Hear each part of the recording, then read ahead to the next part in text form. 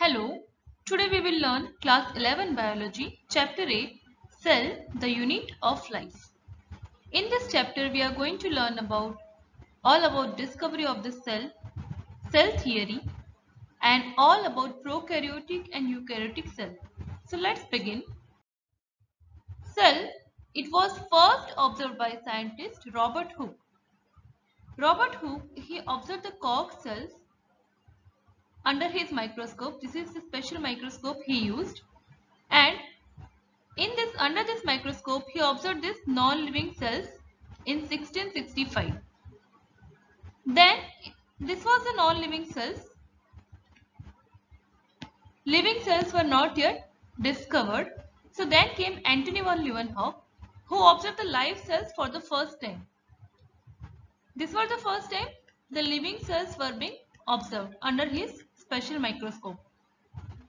Still, it was only known that the cell is a living structure. But it was not known that what is present inside the cell. Nothing was known about cell organelles. So there was a scientist, Robert Brown.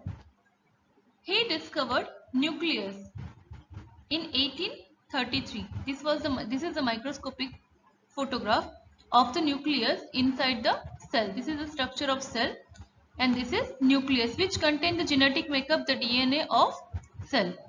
This was observed by Robert Brown. Then, after this, all scientists, then Schleiden and Schwann. Matthias Schleiden and Theodor Schwann, they studied plants and animal cells almost at the same time, during 1838 and 1839. By studying plants and animal cells, they had studied that these all animals and plants, they are made up of cells and the products of cells. Then there was scientist Rudolf Virchow. He studied cell division. We have studied cell division process in earlier classes. Cell division is caused by mitosis and meiosis. So after studying cell division, Rudolf Virchow concluded that new cells are formed from pre-existing cells. These were very important, very significant discoveries in cell science. Cell science is known as cytology.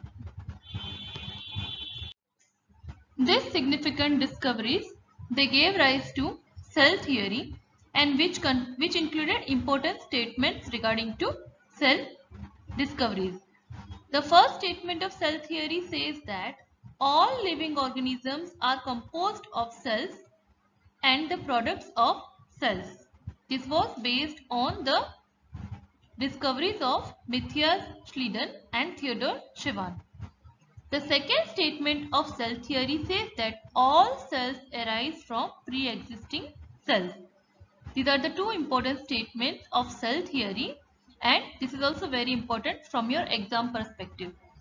Now, after study of cell theory, let us now look into overview of cell.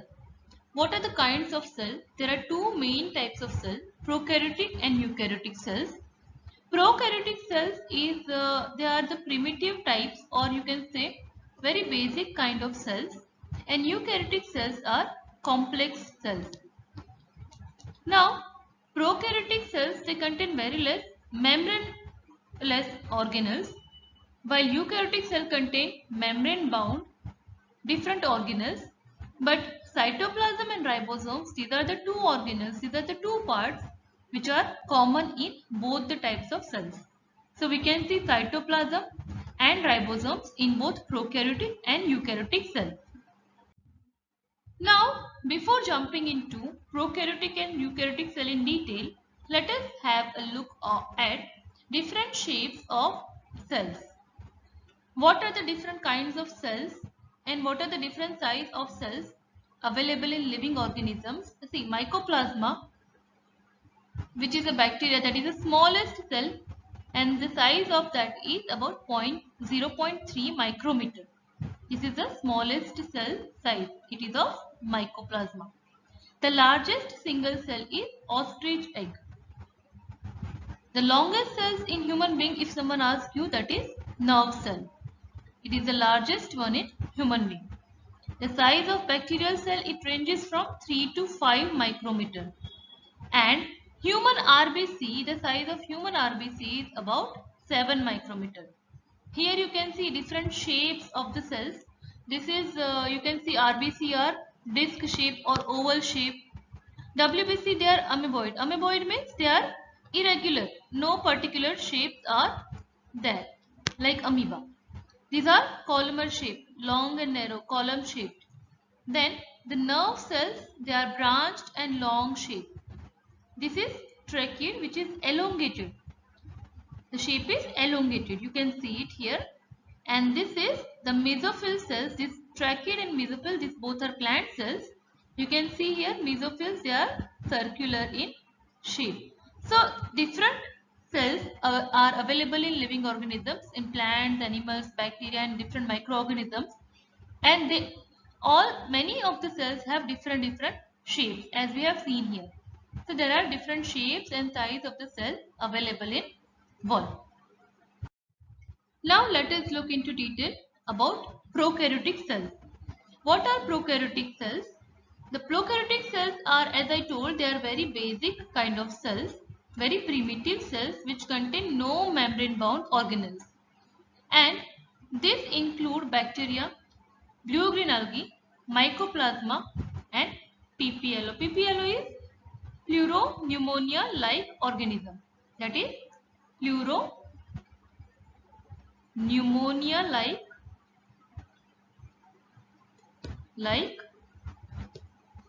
organisms. The handwritings are not so good, so you can just, if it is legible, that is, I think, more than enough.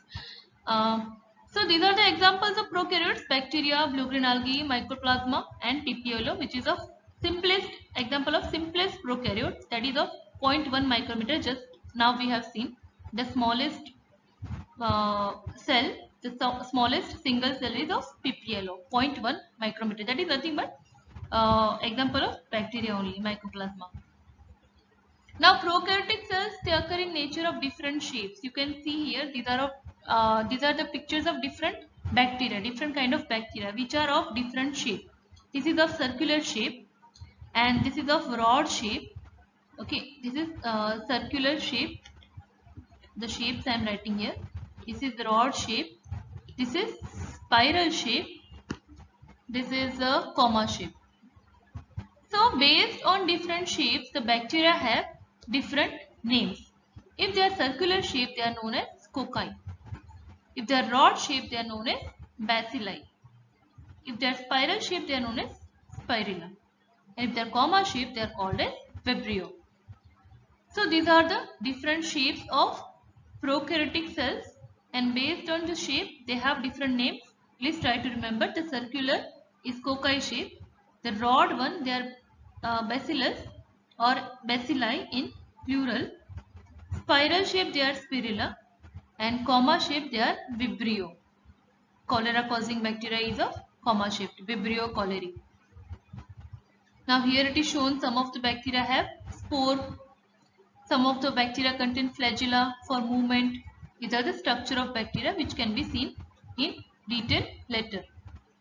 Now, what are the cell organelles in prokaryotic cell? Prokaryotic cell include cell envelope, mesosomes, nucleoid, chromosome, flagella, pili, fimbriae, ribosome and inclusion bodies. Here in this you can see all the cell organelles, and we are going to study about all these cell organelles in detail. Let us start with cell envelope. Cell envelope is the outermost layer of the bacterial cell. Cell envelope is consisting of 3 layers. The outermost is capsule, or it can be slime layer. Okay, outermost it is made up of glycocalyx, and glycocalyx can make capsule or slime layer. If it is capsule, it will be thick and tough as it is shown here. Second layer of cell envelope is cell wall. Cell wall, the function is it gives a shape and provides structural support to the cell. Right, this is the function of cell wall. And third innermost layer of the cell envelope is plasma membrane. This green one is plasma membrane. It is very semi-permeable in nature. What is the meaning of semi-permeable? It is all the biological membrane they are semi-permeable in nature. Semi-permeable means they will allow only a few substances, selected substances inside the cell. Okay, that is the function of plasma membrane, to control the entry of the substances inside the cell. It will allow only selected substance to enter in the cell. Right, so this is about cell envelope. It is made up of glycocalyx, the outermost layer, then cell wall and the plasma membrane. Right, here it is shown. This is capsule. The outermost thick layer, hard layer is capsule. It protects the cell from severe condition. That is the function of capsule. If there is a high temperature or there is very high pressure, this capsule protects the bacterial cell. Cell wall gives the shape and structural support, and plasma membrane is semi-permeable nature, so it will allow the few substances to enter in the cell. Right. Now, this was a scientist, Hans Christian Gram. Hans Christian Gram, he discovered a method to differentiate the bacteria based on the structure of cell wall. Because we are learning about cell envelope, let us study about the different structure of cell wall. And what he discovered? He discovered the Gram staining technique. What is Gram staining?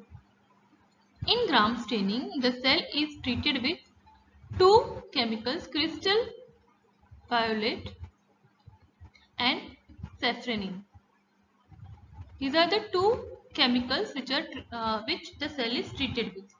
Now, when the cell is treated with crystal violet, the crystal violet is of violet color, purple color, and it penetrates inside the cell. It is shown here. This is the crystal violet dye. The cell has taken its color, and because the cell wall is very thick in some bacteria, this is very thick cell wall. The crystal violet, after treating the bacteria with crystal violet, the cell is washed. If the cell wall is thin, then the crystal violet is washed away, so cell loses its color. But in some bacteria where the cell wall is thick, crystal violet dye cannot escape, cannot come out, and that is why it retains the purple color. And then they are treated, after washing, they are treated with safranin, which is pink dye. So the cell wall, the bacteria which are having thin cell wall, which have lost crystal violet, they will again allow the entry of the safranin, because they have very thin cell wall, and this can enter easily. So it will be dyed with safranin and it will look into pink color.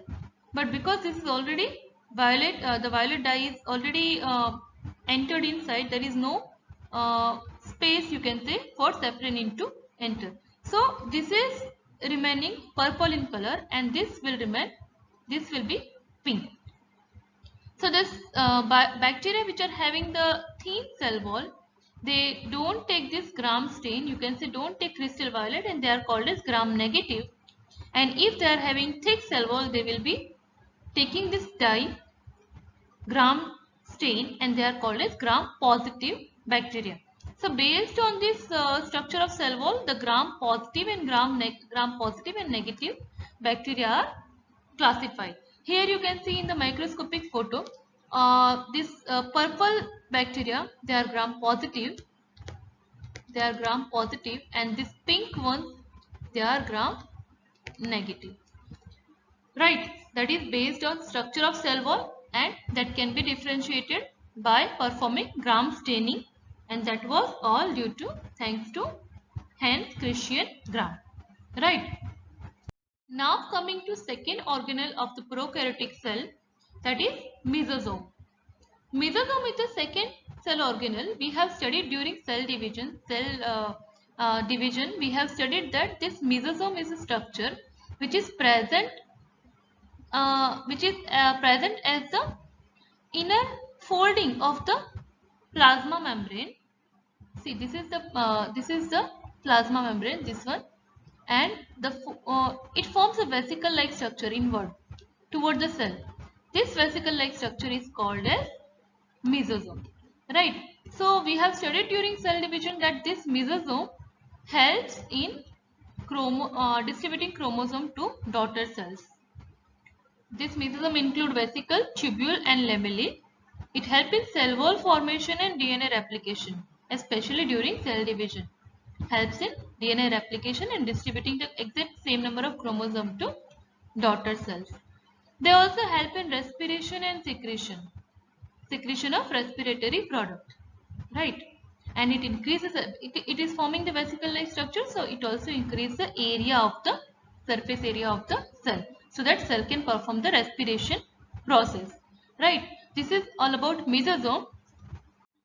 Now, apart from mesosome and cell envelope, some of the prokaryotic cell also contain chromatophore. What is chromatophore? Chromatophore, there you can see here, this is the structure of Chlamydomonas. This is green pigment. Chromatophore, they are pigment containing membranous extension. These are pigment containing chromatophore which are present in Chlamydomonas. Right. So pigment containing membranous extension, they are known as chromatophore, and the function of them is it gives different color. Color containing pigment is present, so it gives color to the pigment to the cells, and also the pigments also have different function. Like in plants, the chlorophyll have the function of photosynthesis, right? We have seen in plastids, right? So these are chromatophore which contain different pigment and they have different function. Now coming to next organelle of prokaryotes, that is nucleoid. What is nucleoid? Nucleoid and nucleus, these both are different. Nucleus is not present in prokaryotes. Nucleus is absent in prokaryotes. Then you will say, ma'am, this DNA is present. What is this? This is only naked DNA. You can say this. See, nucleus and nucleoid. What is the difference? In nucleus, the DNA is present, surrounded by nuclear membrane. While in prokaryotes, the nucleus is the DNA is present, which is not surrounded by membrane. So it is called as naked DNA or non-membranous DNA. So nucleoid is present in prokaryotes, and sometimes the prokaryotes have circular DNA. This circular DNA, they are called as plasmid. This gives specific unique phenotypic characteristic to cell. Like some of the plasmid are responsible for giving the antibiotic resistance to cells. So bacteria can live in presence of antibiotic also. Some of them are responsible for giving color. Some of them are responsible for producing some characteristic like it can sustain the, it can live in high temperature. So they can give different characteristic, different unique characteristic to the cell, right? These are called as plasmids. Plasmids are not nucleoid. Plasmids are not the part of genetic DNA. The cells can live even without plasmid. If the plasmid are removed from the cell, the bacterial cell can live, the prokaryotic cell can live without plasmid. But it cannot live without this nucleoid. Nucleoid is the genetic makeup of the cell. Right? Now coming to flagella. Flagella, they are the long filamentous. You can see the flagella is shown here also.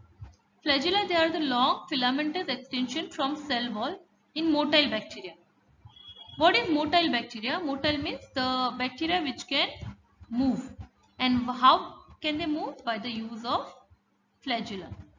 Flagella is a large filamentous structure which is arising from this cell wall. Right? This is the cell wall. This is the plasma membrane, and the cell wall gives rise to flagella. Now, the structure of flagella you can look into detail here. From cell wall where it arises, see, it is fixed to cell wall by the help of rod. This is the structure of flagella. By the help of rod, the basal body, this is a basal body, it is fixed to cell wall. Then this filament this long filament, you can see this filament and the basal body, they are connected by this structure called as hook. This hook fix this filament and rod to each other, right? And this basal body is what? It is connected to cell wall. Function of flagellite helps the bacteria to, the prokaryotic cell to move. And the function of nucleoid is it gives the genetic characteristic. It makes the genetic makeup of the prokaryotic cell, right? Moving forward with sixth organelle of prokaryotes, they are pili and fimbriae. Pili, they are elongated tubular-like structure. You can see here pilus is given, and these are small fiber-like structure. They are called as fimbriae. Concentrate on these two. Pili, they are elongated tubular structure. They are made of special protein. And fimbriae, they are bristle-like fibers which are arising from the surface of bacteria. So what is the difference between these two? Pilus arising from this cell wall, from the cell wall, and fimbriae, they are arising from the surface of the bacteria, right? Now they help the bacteria in adhering the surface like rocks and host cell. When the bacteria has to fix itself to the host or the rocks, they fix by the help of pili or fimbriae. This is the function of pili and fimbriae. They are different from flagella. They don't help this bacterial or prokaryotic cell to move. They help the cell to adhere or to fix to the rocks or to the surface of the host body or other surfaces, right? Now you can see here pili and fimbriae, they both are arising from this, not the surface. They are arising from this same part only, right? And the function of this both are same. After pili and fimbriae, let us move to next cell organelle of the prokaryotes, ribosomes. I have told you already that ribosomes and cytoplasm, they both are common cell organelles of prokaryotes and eukaryotes.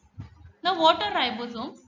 See, ribosomes are the structure which are made up of different two subunits. One smaller subunit and one larger subunit. Now in bacteria, the subunits, larger subunit is of 50S and smaller subunit is of 30S. When these both are combined, this makes 70S ribosome, right? So the bacterial or prokaryotic cell ribosome size, if it is asked, that is called as, that is 70S size. Now what is the function of ribosome? The ribosome perform the function of translation. How? When many ribosomes are attached to single mRNA, this single mRNA, they are converted, the mRNA is converted into polypeptide. This is the polypeptide chain. You can see the polypeptide chain is getting released. Now these ribosomes are utilized to convert this, to translate this mRNA into protein, polypeptide. So that is the function of ribosome. It is protein synthesis by the translation process, right? That is the function, very important function of ribosome. Now coming to next is organelle, inclusion bodies. What are inclusion bodies? In any living cell, when there is excess food material, they are stored in the body. Now in prokaryotic cell, they are stored in form of inclusion bodies. These are the inclusion bodies. They store the different food material, reserve materials. The reserve materials may be food material, or it may be the gas vacuole also. It may be phosphate granules or glycogen granule, etc. There are many kinds of granules or many kinds of inclusion bodies. Here are some examples only: phosphate granules, gas vacuole and glycogen granule. These are the examples of reserve food, reserve storage of prokaryotic cell. They are called as inclusion bodies. They help in the starving condition for surviving, right? Now these are the 8 different cell organelles of the prokaryotic cell we have seen. Now coming to eukaryotic cells, which are complex structure as I have told. Eukaryotic cells have membrane bound organelles. Right, this is organelles. Now this is the major difference between prokaryotes and eukaryotes. Prokaryotes contain membraneless. They don't have membrane bound organelles. They have membrane free organelles, and eukaryotic cell contain membrane bound organelles. They have well defined nucleus.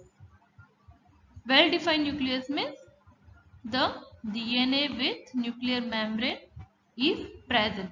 They have well defined nucleus. And other differences, they have complex locomotory and cytoskeleton structure. While the prokaryote have very primitive cytoskeleton structure. Right? Cytoplasm, ribosome and only few organelles are present. While in eukaryotic cell like animal cell, plant cell, protist and fungi, these are all example of eukaryotes. In them you can see different organelles are present which are all membrane bound.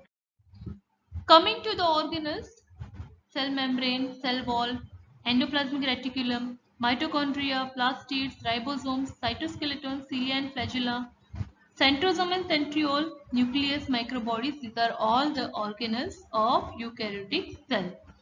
Now what are these all organelles and what is the function of these all organelles? Let us see one by one. Now this is a plant cell, this is an animal cell, these are labeled all the organelles, but instead of showing all the organelles at once, I'll better explain you one by one. First organelle, cell membrane. Cell membrane, this is the structure of cell membrane and it is composed of lipid bilayer. What is lipid bilayer? Lipid bilayer means it is made of two layers of phospholipid structure. What are this phospholipid structure? You can see here it is looking like head and tail like structure. This circular is head and this is tail structure. Now this head is made up of phosphate and this tail is made up of fatty acid. This phosphate head is hydrophilic in nature. It is hydrophilic. It loves water. And fatty acid tail is hydrophobic. It doesn't like to get fat, right? It doesn't like water, not water loving structure. Okay, so it has to stay away from water, and you know the cell is filled with cytoplasm that is made up of liquid. So to keep this fatty acids fatty acid tail away from water, this phosphate head face outside. It faces toward the cytoplasm of the cell so that it can protect this fatty acid tail from water, right? This is the phosphate head and both sides it is facing outward while the tail is inward so that it can be protected from water because it is hydrophobic in nature, right? So I hope you understood why it is made up of two layers of phospholipid, because it can protect the tail. If it is made up of only one layer, this tail will be exposed to the cytoplasm and this won't be able to survive. So that is why these two layers are present. So cell membrane is made up of lipid bilayer, protein and carbohydrate. Now protein, you can see here two kinds of proteins are there. This is one and this is another one. This one which is only partially present which is partially outside, that is peripheral protein. That is peripheral protein. It is partially inside the cell membrane and it is partial outside. But this another type of protein, it is totally embedded in the plasma membrane. This is called as integral protein or transmembrane protein. It is called as integral or transmembrane protein because it is totally integrated or totally embedded, you can say, in the plasma membrane, right? Spelling is right, yes. So the cell membrane is made up of lipid bilayer, protein and carbohydrates. The ratio of protein and lipid is different in different cells. Like in human RBC, 52% protein and 40% of lipid is present. So it can vary in different cells, right? Remember this different two kinds of protein in the cell membrane, peripheral and transmembrane or integral protein, right? Understand this. If you didn't understand, you can replay and once more you can see this. It's easy to understand. This is the glycoprotein structure, right? Glycoprotein, and glyco is nothing but carbohydrates, which is also the part of cell membrane. Now coming to the fluid mosaic model of cell membrane. What is fluid mosaic model of cell membrane? This was proposed by Singer and Nicholson in 1972, and they said the quasi-fluid nature of lipid that enables the lateral movement of proteins within the overall bilayer. In overall bilayer, this is the phosphate head, this is the lipid tail and phosphate head. In this two bilayer, this fluid membrane enables the movement of protein as well, right? And this ability of movement within the membrane is measured as its fluidity. It is called as its fluidity. What is the importance of fluid mosaic model? They are important for cell growth. They are important for endocytosis, secretion, formation of intercellular junction. These are all the importance of this fluidity of the cell membrane. Right, that is explained by fluid mosaic model, which was proposed by Singer and Nicholson. Right, this was the structure of cell membrane which was proposed in fluid mosaic model itself. Right. Now, what are the types of transport? You know, the cell membrane is the see, this is the outer structure of the cell, which is also permeable in nature, and it has to allow some nutrients inside, while some components will travel even outside to the cell. So, what is the cell? What is the types of transport? To enter or exit the substances outside or inside the cell. There are different two types of transport. One is active transport and one is passive transport. Let us learn about passive transport first. You can see in this figure, if the substances enter in the cell directly through the cell membrane, okay, it can penetrate through the cell membrane. They are called as diffusion through the lipid bilayer. They simply diffuse inside the cell membrane. That is passive. No other energy or no other thing is required. That is called as diffusion through lipid bilayer cell membrane. While some of the substances, they move inside the cell by the help of integral protein. This is the protein. So sometimes this facilitator is required in form of protein. And if this facilitator is required for transportation of substances, it is called as facilitated diffusion. This is simple diffusion. Right. So simple or facilitated diffusion, it allows the movement of neutral substance across the membrane. And this is along the concentration gradient. Along the concentration gradient means this is not radiant, this is gradient.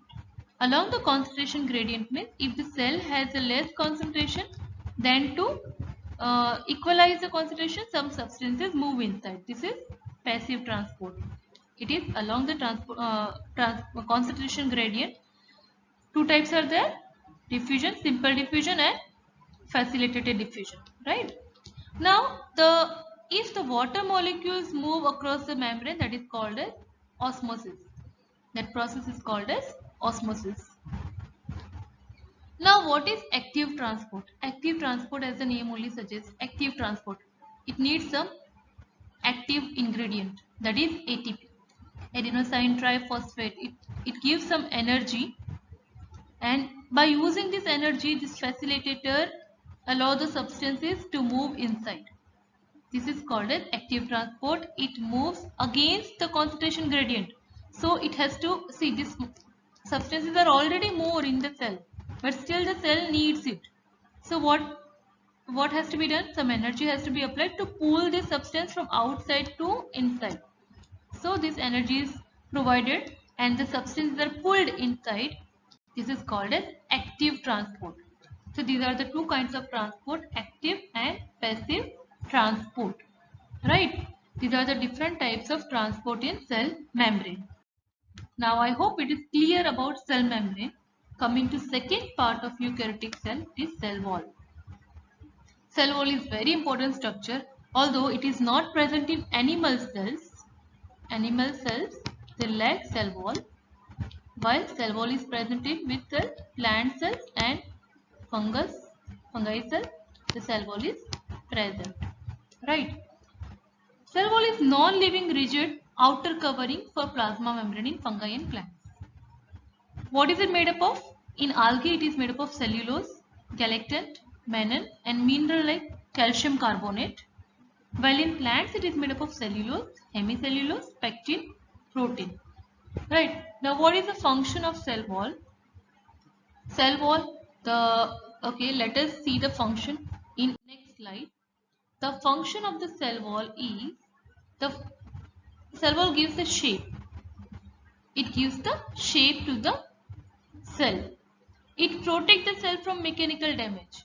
It support and give the mechanical strength. Right. It gives shape and provide mechanical strength. Protect from mechanical damage. Also help in cell to cell interaction. What is cell to cell interaction?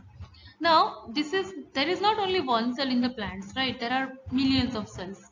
So each cells, they are connected with each other by the help of what? By the help of cell wall. They are connected, they are fitted to each other. And how are they connected? Here you can see the cell wall forms plasmodesmata structure, and this plasmodesmata structure is like a bridge. They are bridge from cell wall to cell wall, and then they help in cell to cell interaction, right? Some transportation or fixing to other cells, this all is done by plasmodesmata. Cell wall also acts as barrier to undesirable macromolecules. It will stop the undesirable macromolecules to enter into the cell, right? So it is very important structure. Although it is non-living rigid structure, it is very important to give the support and strength to the cell. Now, third organelle of eukaryotes, they are endomembrane system. Now, what is this endomembrane system? Endomembrane system, they consist of membranous organelle. And endomembrane system includes many of the organelles. It includes number one, endoplasmic reticulum. It is the first structure of endomembrane system. It is a complex system. You can say it is a complex system which includes many parts, many organelles. First organelle is endoplasmic reticulum. Now, what is endoplasmic reticulum? This presence of network or reticulum of tubules. This is nucleus, okay, which contain the DNA. Now, the nuclear membrane, with continuation of nuclear membrane, there is a tubular-like structure present. This sky blue color. This tubular-like structure it's called as endoplasmic reticulum. Now, endoplasmic reticulum, what is the function of it? It divides the cell space, the cytoplasm, whole cytoplasm. This is inside the cell, right? So it divides whole cytoplasm into two compartments. First one inside the endoplasmic reticulum, okay, and second one in the cytoplasm. So what is inside the endoplasmic reticulum? That is called as luminal compartment, and which is toward the cytoplasm, that is called as extraluminal.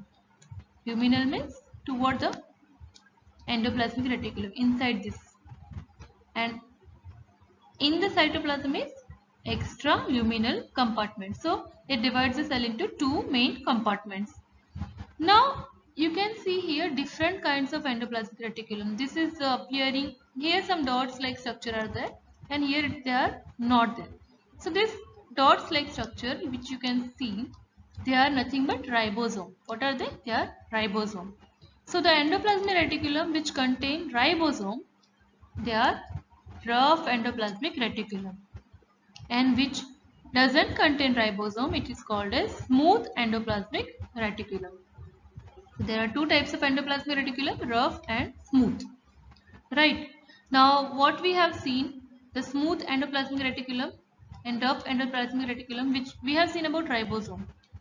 The function of ribosome is protein synthesis, and that is the same function performed by rough endoplasmic reticulum. What is the function of smooth endoplasmic reticulum? To help you easy to remember, smooth endoplasmic reticulum. What makes our skin smooth? It is like oil or moisture, right? That is nothing but fatty acid. So the synthesis of fatty acid is the function of smooth endoplasmic reticulum. They lack ribosome. They don't contain ribosome. Now, second structure of endomembrane system is Golgi apparatus. Golgi apparatus was first observed by Camillo Golgi in 1898. After endoplasmic reticulum, in continuation, these Golgi bodies are present. They are disc shaped and they have two phases. First, which is forming new vesicles, that is called as cis phase, and after formation they mature at some time. This maturing phase is called as trans phase. Okay, these are all mature vesicles, newly formed vesicles. This is, and these are all mature vesicles. This is called as maturing phase, trans phase.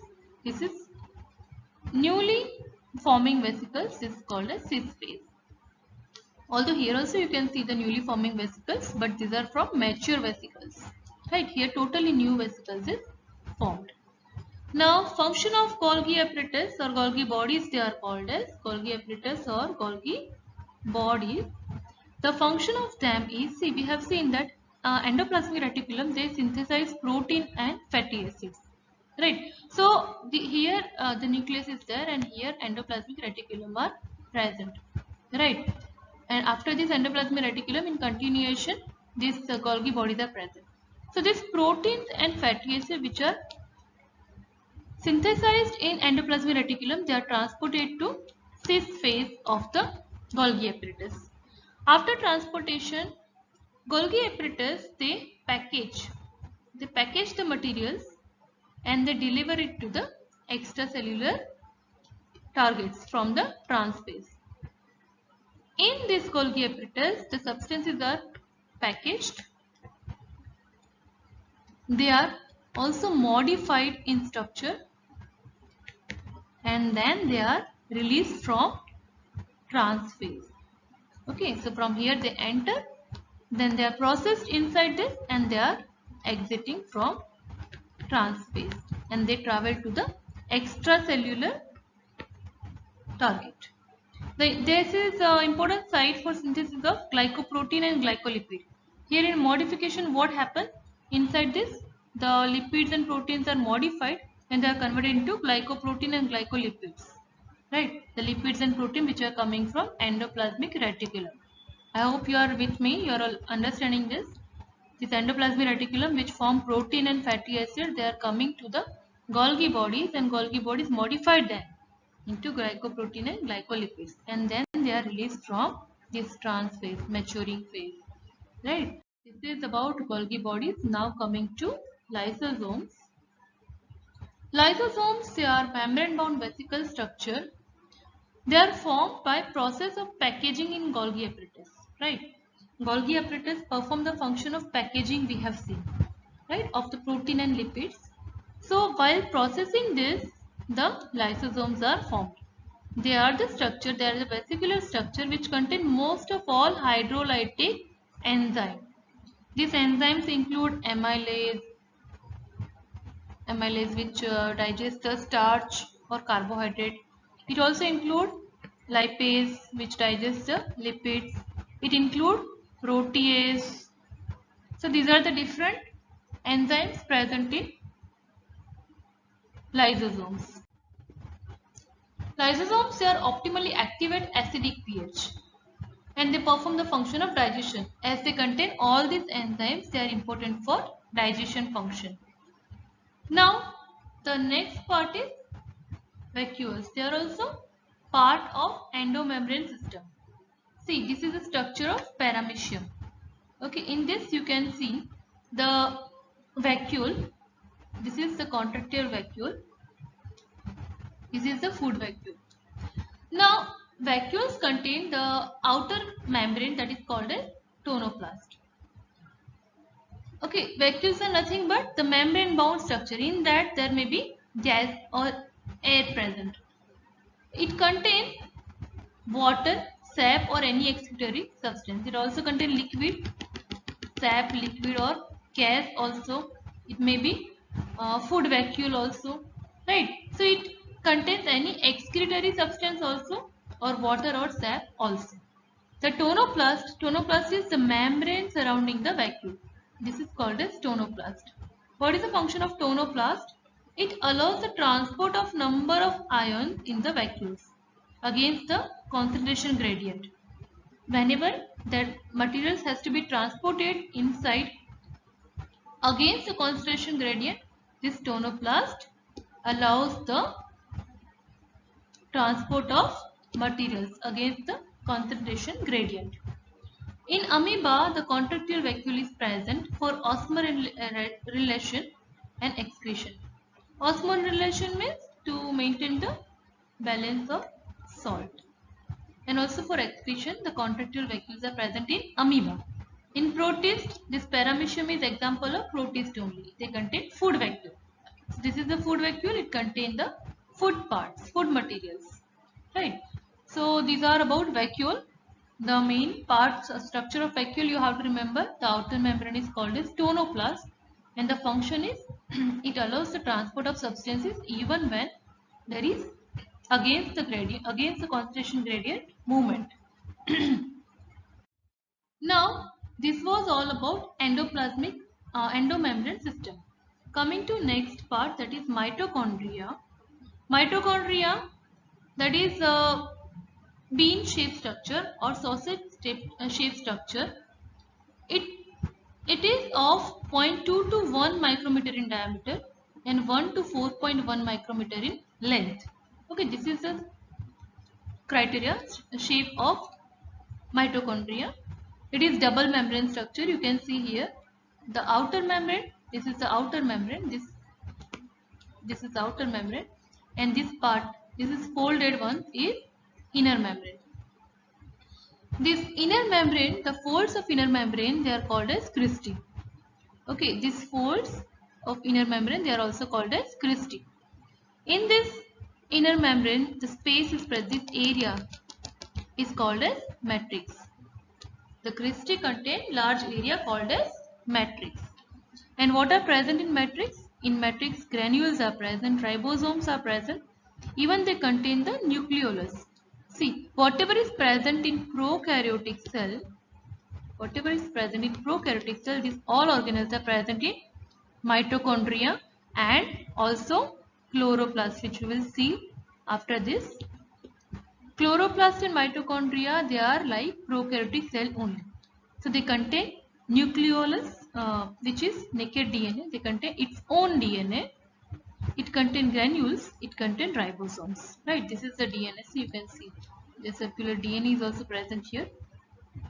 It contains ATP synthase particles. Now, because it is having ATP synthase, you can imagine what is the function of mitochondria. Mitochondria produce energy. Okay, it produces energy. It is a site for aerobic respiration. Respiration process occurs inside the matrix of mitochondria and it releases energy. That is why mitochondria are called as powerhouse of the cell. Right? It is called as powerhouse of the cell. And as I said, the structure of mitochondria is like prokaryotic cell. It also contains ribosomes, which are 70S in size. Now next organelles are plastids. Plastids are found in plant cells and euglenoids. These are the organisms which contain plastids. Now what are plastids? Plastids are pigment containing organelles. Here you can see there are three kinds of plastids: chromoplast, chloroplast and leucoplast. Right. Now chloroplast, they contain chlorophyll and carotenoid. This is the structure of chloroplast. We will see it in detail in next slide. Chromoplast, it contains carotenoid like pigment, like carotene, xanthophyll, They are red, yellow or orange in color. You can see here orange in color. They can also be red or yellow in color.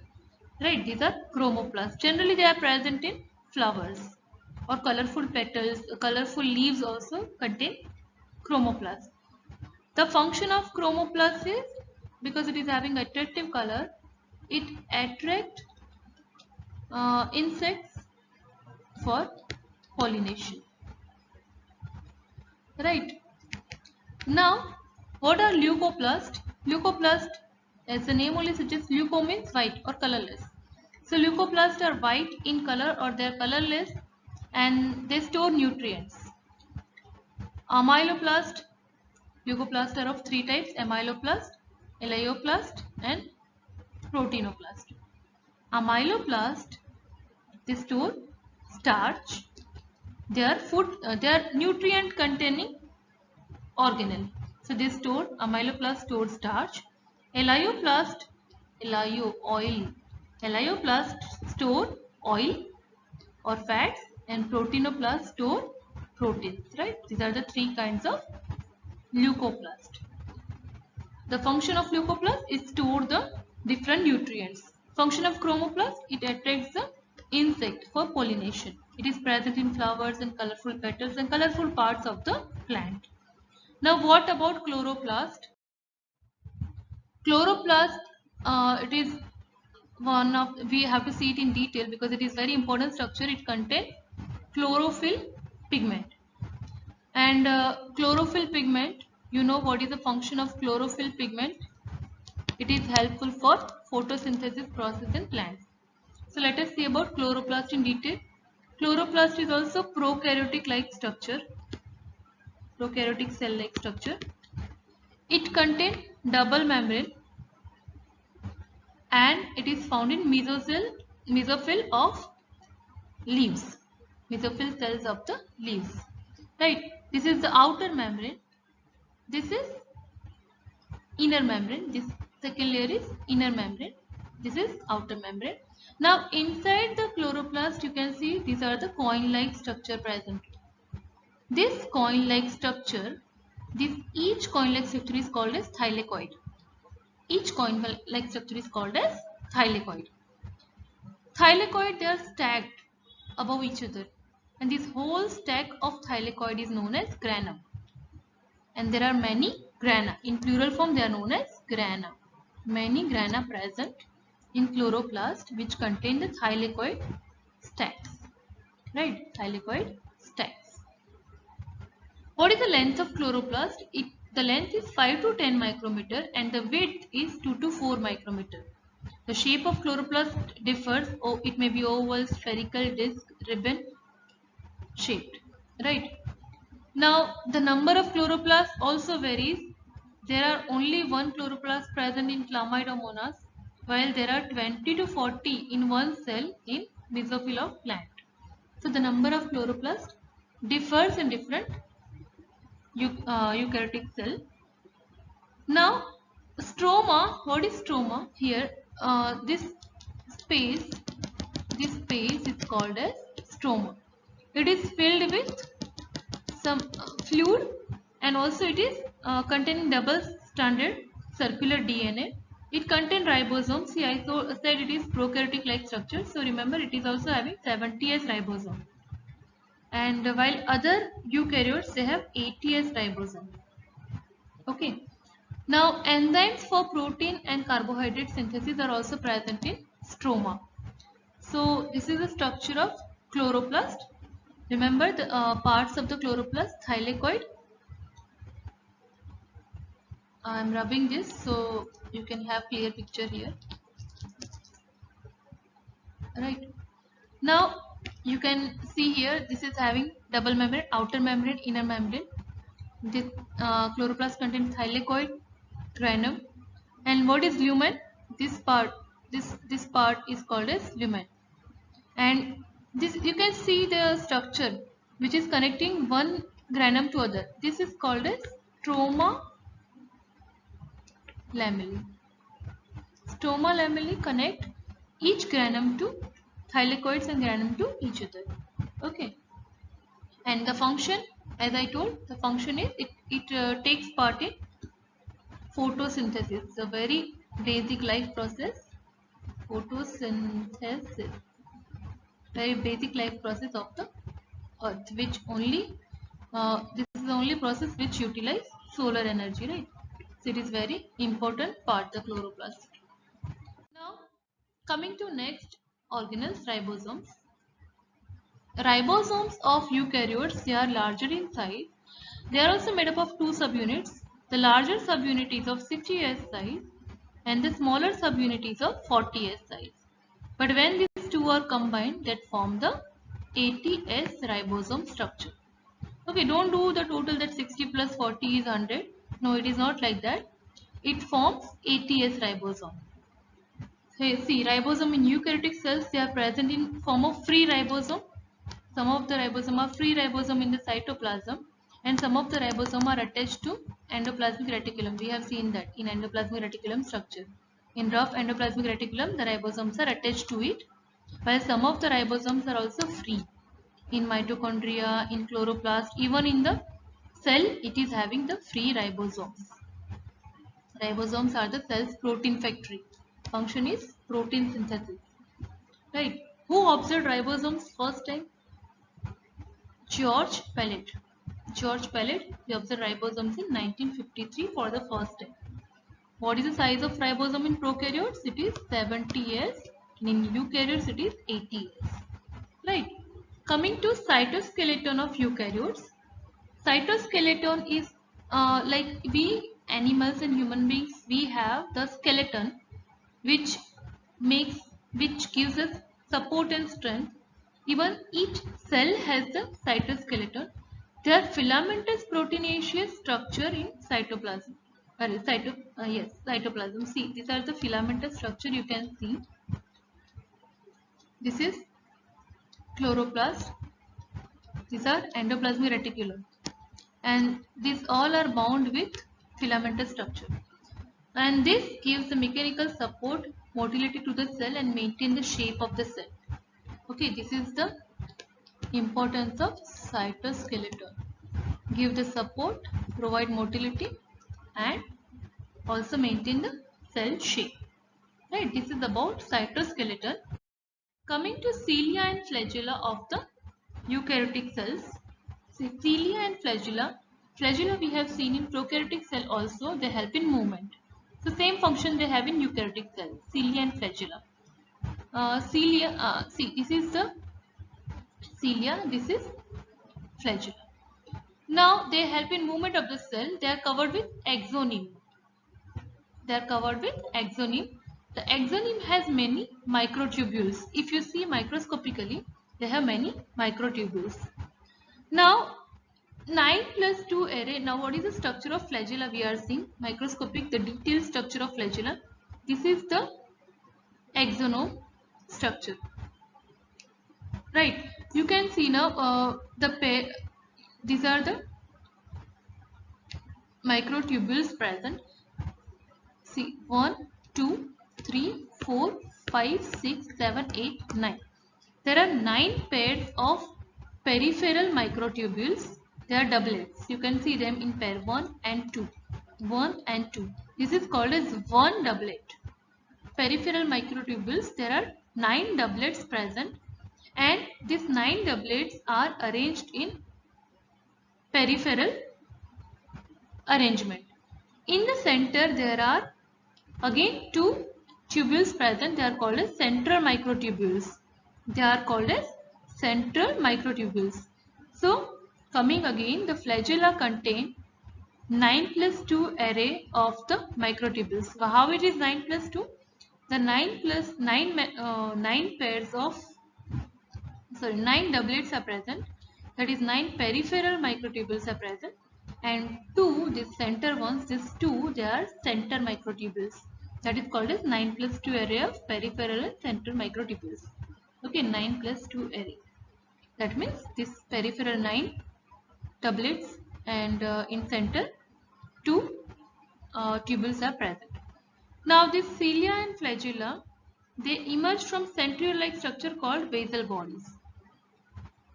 Basal bodies from there the cilia and flagella arise. We will see what is the difference in the movement.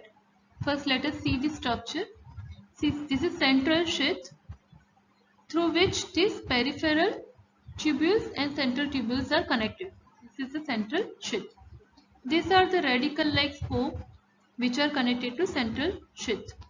Okay, each doublet is connected to central sheath by radial spoke. Okay, and these are interdoublet bridge.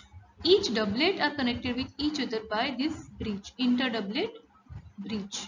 Right? I hope you understood the structure of this an axoneme, right? Through which the flagella and cilia arise. Okay, 9+2 array you remember, and also this each nine doublets are connected with interdoublet bridge, and this each 9 doublets are connected to central sheath by radial spoke, and these both are connected by central bridge, and they also contain the plasma membrane. Okay. Now what is the difference between flagella and cilia movement? This is the structure of flagella, how it moves. It moves in propeller-like motion. Okay, it moves in propeller-like circular motion. Okay, it moves, the flagella moves in circular motion, while cilia, it moves back and front. Okay, it allows the cell movement in back and front, right?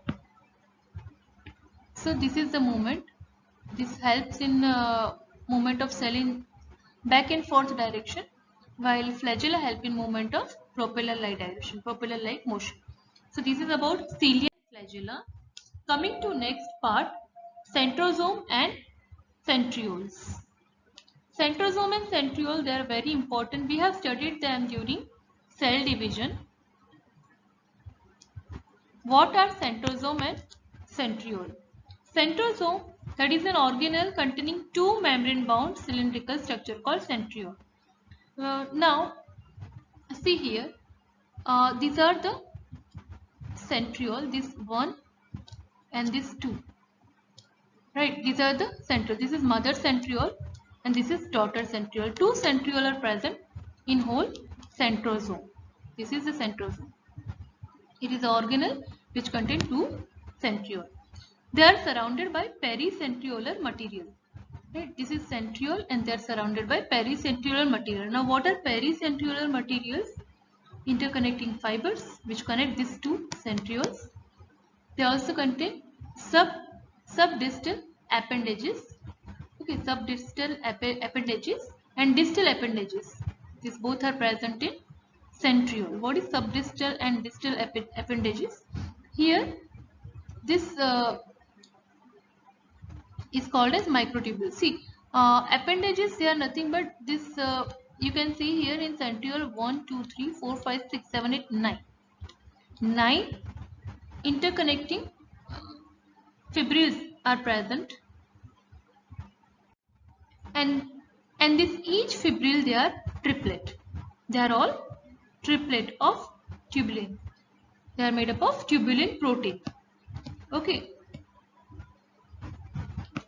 Now this proteinaceous central part of centriole is connected with tubule of peripheral triplet by radical spoke. We have learned about radical spoke here. So what is the function of radical spoke? It is made up of protein, and that connects the central part, the central proteinaceous part, tubulin, with the peripheral triplet. Right, that is the function of radial spoke. Now centriole and centrosome, what is the importance of them? The centriole and centrosome, they take part during cell division. The 10th cell organelle, nucleus, it was discovered by Robert Brown. We have seen that. The nuclear material stained by basic dye was given the name chromatin. See, this is the nucleolus, the naked DNA network. And these are chromosomes. Okay, when they are defined, they form the X-shaped chromosome which contain the genes for different functions. And this is chromatin. Now, chromatin is nothing but the network of the DNA. Some cells have one, some cells have more than one, while other cells lack nucleus. Mammalian cells, RBC, sieve tube, these are all containing nucleus, right? Now this is structure of nucleus. See, this is nucleolus present, and this is nuclear membrane, or you can say nuclear envelope. And in this perinuclear space means the space which is present between nucleolus and nuclear envelope. Now, what is nucleoplasm? See, in cell, cytoplasm is present. Okay, some fluid is present, that is called as cytoplasm. In nucleus also some fluid or some sap is present, that is called as nucleoplasm. In the nuclear matrix, right? This is nuclear matrix which contain the nuclear plasm. Now, what is this chromatin? Chromatin, we have studied that during cell division, the chromatin forms the chromosomes, and then the distribution of chromosome occur. The chromosomes multiply in number, and distribution of chromosome occur to the daughter cells, right? So there are also passage for RNA and protein. The nucleus is also passage for RNA and protein. These are the passage. See, these are the passage for RNA and protein. These are nuclear pores. They form passage. Now, in this, each and every structure we have to see in detail. Chromatin. Chromatin is a network of nucleoprotein fiber. It contains DNA. As I said, it is nothing but network of DNA. And also it contains histone and non-histone proteins. Okay, what is chromatin? Chromatin contains DNA, histone and non-histone protein. Okay, now we are seeing the parts of nucleus, because nucleus is very important structure. You need to understand each and every part of nucleus. Among that, first one is chromatin. It contains the network of DNA, and along with DNA, this network also contains histone and non-histone protein. Chromatin condenses into chromosomes during cell division. That we have seen that during cell division, this chromatin condenses into chromosome. They form chromosome in the nucleus. Nuclear membrane disappears. This all we have seen, right? Now next is nucleolus. This is the center part is nucleolus.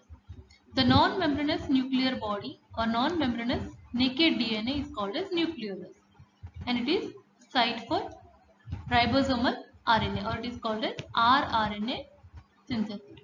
Right, from the DNA only the RNA is synthesized, and from there the protein are synthesized. So nucleolus is the site for rRNA synthesis. Another part of nucleus is chromosome. We have studied chromosome. Now let us study in detail. What are chromosome? Chromosome, they are 2 meter long DNA distributed in 46 chromosomes. See, in chromatin, we have seen this is not noodles. These are not noodles. These are chromatin network, right? And this is, if you see this each fiber under electron microscope, you can see the DNA. This is the network of DNA. If you open this, this looks like this coiled DNA, and this coiled DNA, if you take the piece of this contains many chromosomes. Now what are the parts of chromosome? Chromosome, it contains the centromere. This is centromere. This is the arm of chromosome, and this is called as telomere. This is called as telomere. This is condensed chromosome. It contains the DNA only, the network DNA, condensed chromosome. Right, this chromatin, it condenses into chromosome during cell division. You can see here also the DNA is present. The network like DNA is condensed into chromosome, right? Now these are the centromeric region. Above centromere, there are centromeric region present, and the spindles arise during cell division. The spindles are arising during metaphase. These are called as spindle microtubules, and these are kinetochore. In chromosome, kinetochore is present, from which the arms, the sister chromatids are arising, right? These are kinetochore. From kinetochore only the microtubules are arising, which will pull the chromosome toward the end of the cell. We have seen that, right? That during the cell division, the from the chromatin this fibers are spindle fibers are produced, and they will pull the chromosome in opposite direction. So the spindle fibers are arised from this kinetochore. Next, after studying chromosome, let us go to types of chromosome. There are different types of chromosome: metacentric, submetacentric, acrocentric, and telocentric. If you look at structure, see metacentric structure, the both arms of chromosome, they are of equal length from centromere, right? This is called as metacentric. If the upper arms are shorter and lower ones are, if not lower or upper, you can say one side is shorter and other side is longer. That means the centromere is connected toward little above than the center part. That is called as submetacentric. Here the centromere is exactly in center, while here it is away from center, little away or above from center. That is called as submetacentric. Here the centromere is toward the end. That is called as acrocentric.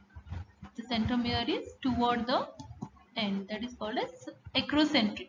And here the centromere is at the end. That is called as telocentric chromosome. Okay, centromere is here near the telomere. That is called as telocentric chromosome. So based on the position of centromere, the chromosomes are of 4 types: the metacentric, submetacentric, acrocentric, and telocentric, right? So some of the times also the chromosomes might have the non-staining secondary constriction. This is primary constriction. The centromere is primary constriction. Sometimes they have the non-staining secondary constriction, that is known as satellite. Okay, that is present in chromosomes. Not all, but some chromosomes contain satellites. Coming to last organelles of eukaryotic cells, the microbodies. Microbodies, they are membrane bound structure. This is the plasma membrane of microbodies. These are the lipid bilayer of microbodies, and they contain crystalline core. Microbodies, they contain different enzymes which are helpful for different function. They contain various enzymes. They are membrane bound minute vesicles which contain the enzymes, right? They are present both in plants and animal cells. So this is all about microbodies. This is all about eukaryotic and prokaryotic organelles, prokaryotic cells organelles. The main difference between these two is eukaryotic cell contain membrane bound organelles, while prokaryotic cell contain the organelles which are not membrane bound. And eukaryotic cells, they have ATS ribosome. The prokaryotic cells, let us list the differences here properly. Let me list it properly.